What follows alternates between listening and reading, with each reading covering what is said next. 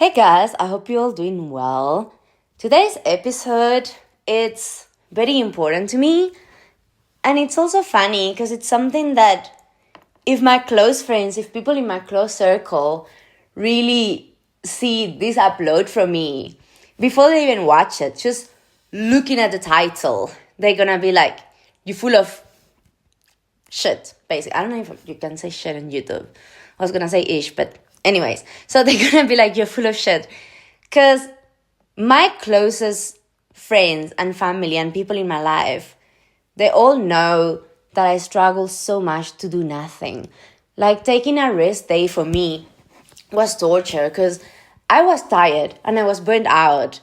Like following up like the previous video, I was completely destroyed. I knew that you cannot pour from an empty cup, but I was, like I said, I was completely destroyed. But then my day off just felt like guilt. My day off felt so, I don't know. I don't even know how to explain it. It felt so bad. I was on edge constantly. I was anxious because I'm like, I feel so guilty because I'm doing nothing. So that's not true rest. I'm not going to lie. That's not true rest at all. And it's not good for you. And you don't want to be anxious and on edge the whole day. So definitely not the way to do it. But also, if you do something that day, you're going to be so motivated that if you get yourself to do something, it's going to be, a half-ass project. And it's not necessarily going to be what you want it to be. So this podcast episode is for you guys, but at the same time for me, because all of this I learned the hard way, and I have here my notes in front of me so I don't forget anything. But I basically learned it the hard way, and it's a collection of advice that I've gotten from friends, family, close people in my life, other YouTube videos, and things that I've realized and tried out myself. So let's begin. And I want to start with a little confession, like part of what I already said. And it's that, surprisingly for me, some of the clearest ideas I've ever had, ideas that literally shifted my direction in life or whatever project I was doing in the moment, solved problems or gave me peace, didn't come when I was grinding at my desk or staring at a screen. They came in moments when I was basically doing absolutely nothing. Like sitting in the shower or like standing in the shower and staring at the ceiling while lying down, and there was no music in my headphones. There was nothing. It was just me staring at the ceiling. Or just going for a slow walk without music. And this mostly happened against my will, because if you know me, especially my friends, again, they know that I am one with my headphones, but they Bluetooth headphones. So when the battery died, they die.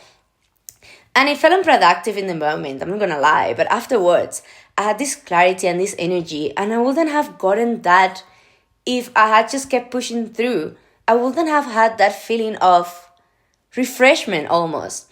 And that's the idea I wanna explore today with you guys, and I'm gonna go back and listen to this myself, because I know sometimes the toxic parents of, I feel so guilty, I'm not doing enough, like I know they're gonna come back.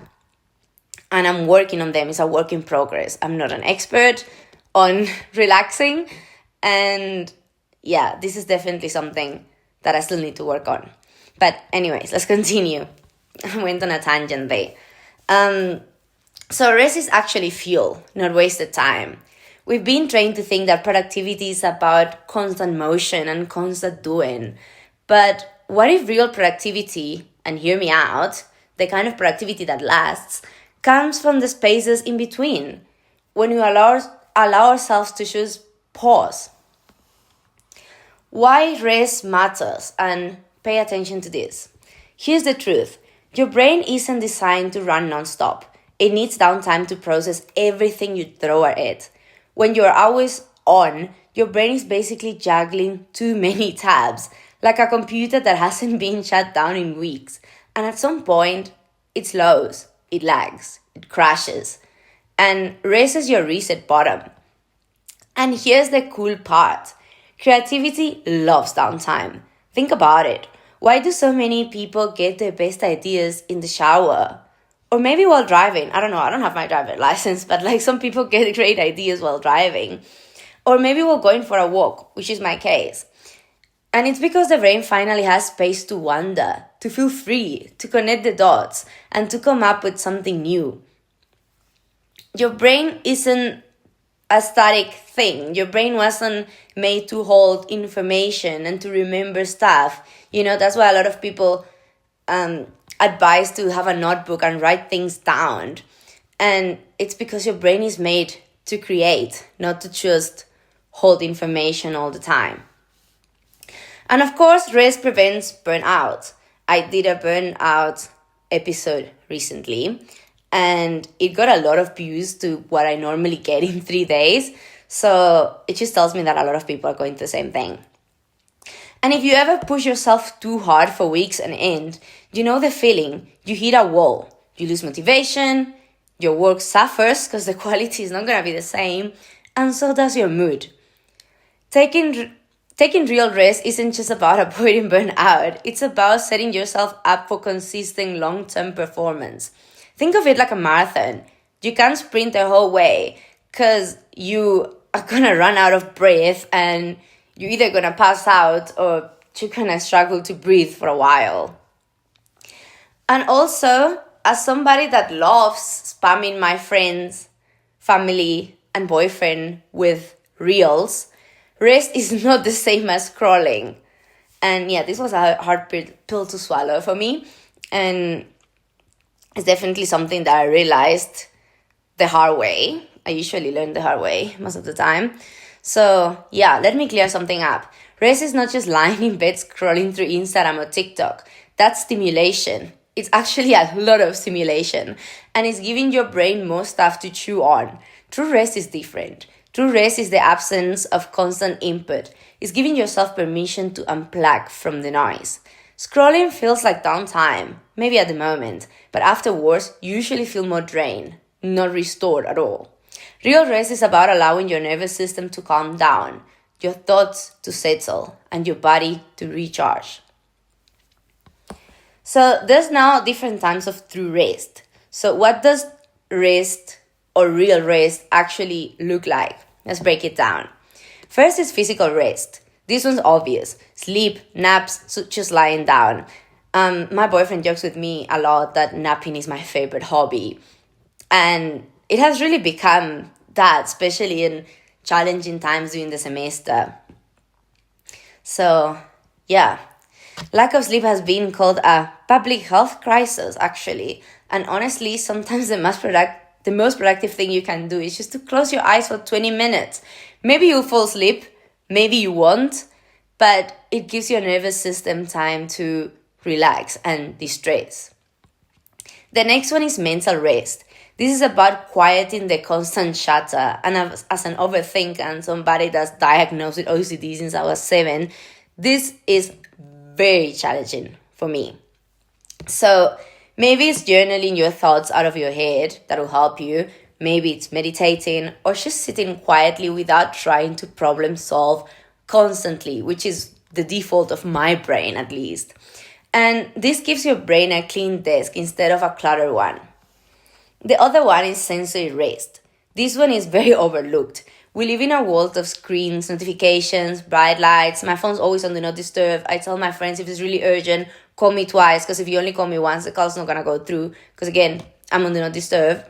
And also background noise, which was also a very hard pill to swallow because I'm addicted to my headphones. I feel like I'm doing this episode for myself, honestly, because I don't feel qualified to give advice on this, but at the same time, I've experienced all the negatives of everything I'm talking about. So yeah, and I'm actively working on it. So as I said, I'm going to probably go back to this episode because I need to be reminded of this a lot. But basically, sensory rest means dimming the lights a little bit, putting your phone away, sitting in silence, maybe uncomfortable, maybe extremely boring, but just for a few minutes, it helps. Maybe even going outside where it's calm. It's about just letting your senses breathe for a minute from being all focused all day.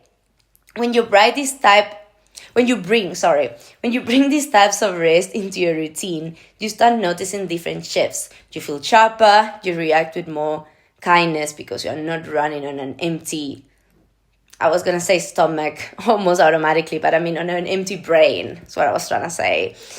And you're more present with people, with work, and with yourself. Rest doesn't take away from life. It actually makes life worth living and avoids burnout, which is very difficult to get out of, but not impossible. Check out my episode on that. Also from experience, sadly, as I said, I learned the hard way. So here's the takeaway of this episode. Rest is not laziness. Rest is an investment. When you rest well, you are not losing time. You are not losing your life. You are fueling yourself so that the time you spend working, creating, connecting, and doing everything that you're passionate about and all the goals that you want to achieve actually matter. Think about it this way. Your phone needs to recharge, right? Your laptop needs to update the different softwares. And again, I don't drive, but if you do, obviously you know that your car needs fuel and you don't want to run out of fuel in the highway. So why would you expect yourself to run endlessly without pausing? You are human. Even machines, like pretty much robots, machines like phones and things, need to recharge. Not even things that are not alive, like inanimate objects, not even they can keep going without recharge. So why do you think that your little human brain is able to do that? And yeah, I'm talking to you, giving you a little bit of tough love, but again, I'm also talking to myself. So yeah, next time you catch yourself feeling guilty for doing nothing, remember that doing nothing may just actually be the most productive thing you do all day. But even doing nothing has its rules. It's not sitting feeling guilty. It's not lying down doing nothing, but like bringing yourself down and stressing about doing nothing because that's just going to spike your stress. And it's definitely not spamming everyone with memes. Not saying never do it. There's a time to do it. I will never stop spamming people in my life with memes. But it's definitely not a constant thing. There's no need for that to be a constant thing.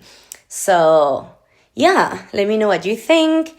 Let me know in the comments if there's anything else that you want to add, any other tips, and let me know your experience with these type of things. If you are one person that chooses rest easily and prioritizes downtime and it's just easy for you, or if you are like me, that's almost impossible to feel like you're wasting your life when you're just trying to rest.